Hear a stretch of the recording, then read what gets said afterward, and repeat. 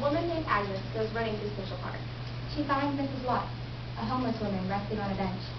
The thing is, They're not strangers, but sisters.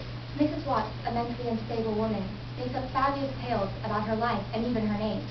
Desperate to connect with her lost sister, Agnes makes up her own incredible story to connect one last time. Widows by Stephen Greco.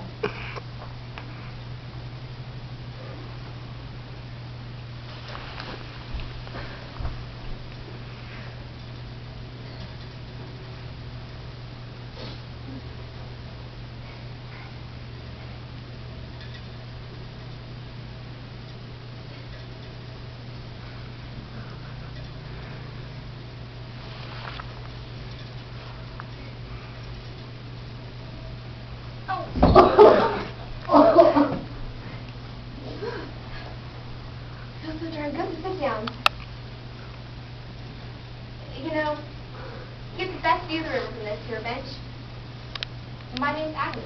What's yours? Mrs. Watts? Oh.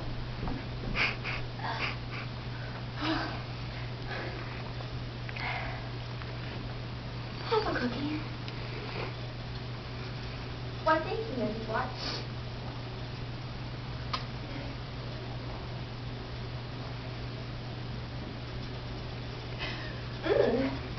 Delicious. Something tells me you made these yourself.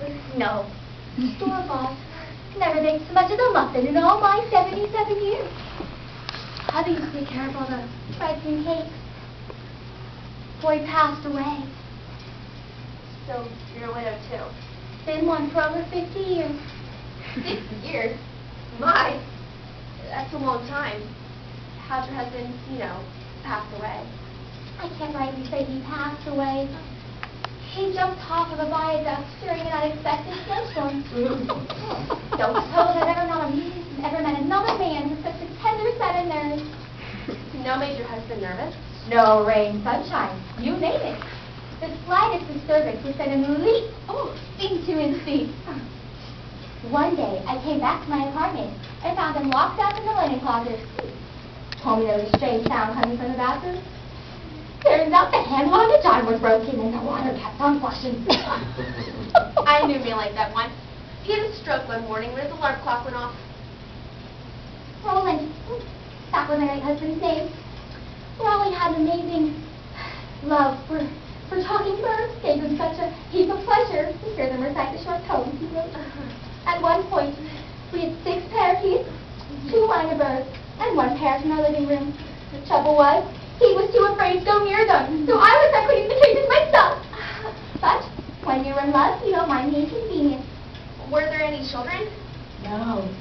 We did not have time for that. Well, he expired 6 weeks after the ceremony. Poor dear. Some people just aren't cut out for marriage. I always wonder what my life would have been like if he wasn't so jumpy? That's a good word. Well, he had an usually small funeral. Being so nervous and all, it was hard for him to make friends. Still, the minister had some kind words to say about him. Said if it wasn't for his nervous affliction, he would have made an outstanding watchmaker. That's what he wanted to do, make watches.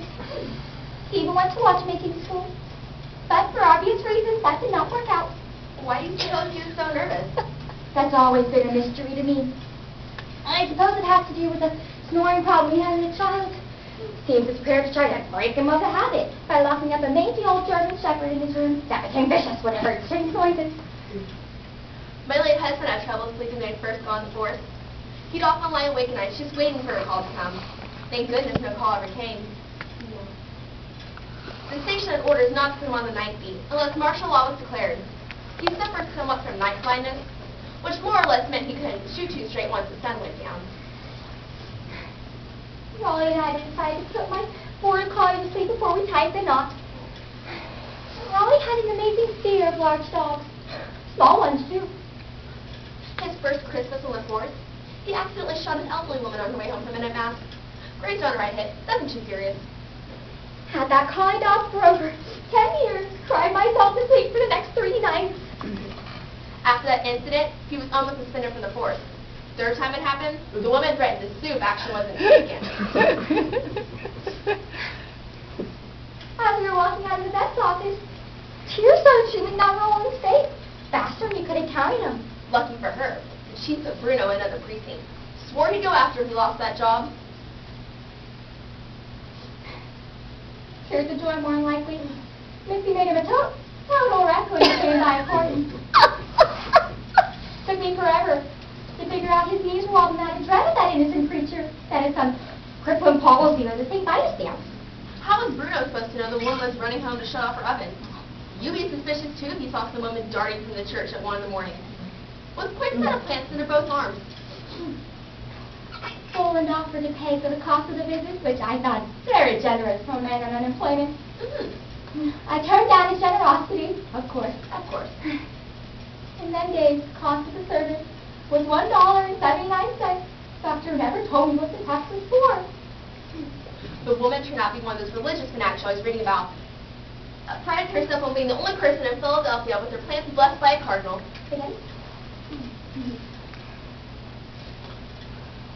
Roland offered to buy me a stuffed rabbit for my birthday, but I told him it wouldn't be the same. My father strongly advised me not to marry him. So did my mother and her 4 maiden sisters. My family was overjoyed when I married Bruno. You see, his people had 7 legal wine presses in their basement. Roland never touched a drop of spirits in his entire life, though some dim-witted fool was always trying to slip some hard stuff into his ginger ale. Eventually, Roland developed a habit of resting his palm over his glass or cup. Bruno is notorious for spiking drinks. Got so I had to taste all his liquids before taking a sip of anything. One time, Bruno and 2 of his army buddies poured a gallon of bootleg whiskey into the punch of the Charleston USO. Even water. What a terrific strain on my kidney. The USO was placed off limits for the rest of the war, and the women in charge of the entertainment committee were asked to leave Charleston immediately. He was such a baby. The only baby I ever had. Bruno loved the army. He used to say he's been the best man in his life and a defense of his country. The army wouldn't accept Roland. Neither would the other 2 branches. Too skinny. The recruiter said they wouldn't have a uniform that would fit us.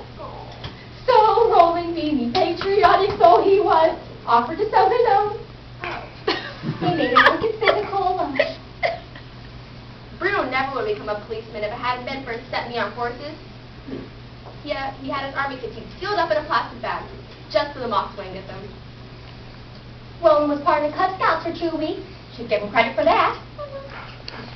Bruno was such a maniac.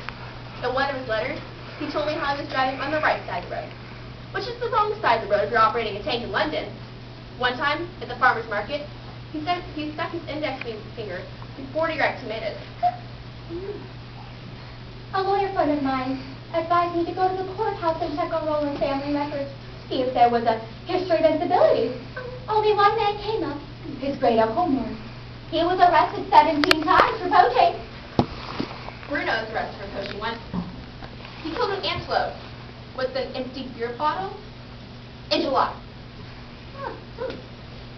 Other than that, his family seemed pretty straight on paper. It was a tame one. You know, at Animal Wonderland? Bruno said I tried to buy him. The state too small, and they made us pay for a new antelope. On our honeymoon, Roland and I went to Canada. One night, Roland woke up and claimed that a grizzly bear stared him in the eye for 33 minutes. I told him it was probably just a dream, but he refused to go to sleep until I surrounded the tent with pieces of broken glass. He would have been 80 next Tuesday. I remember that because he died on his birthday. That's amazing. Bruno died the day before his. Dropped to the ground just as the captain called his name. Everybody started laughing because they thought he was just clowning around. I still have his revolver in my jewelry box.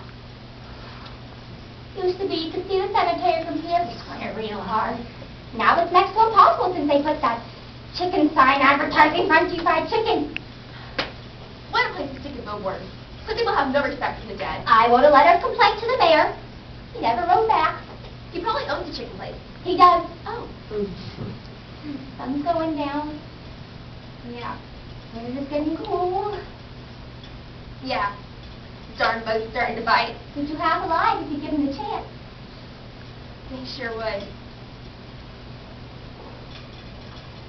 Have another cookie. No thanks. How about yourself? No. Bye, Aggie. Bye.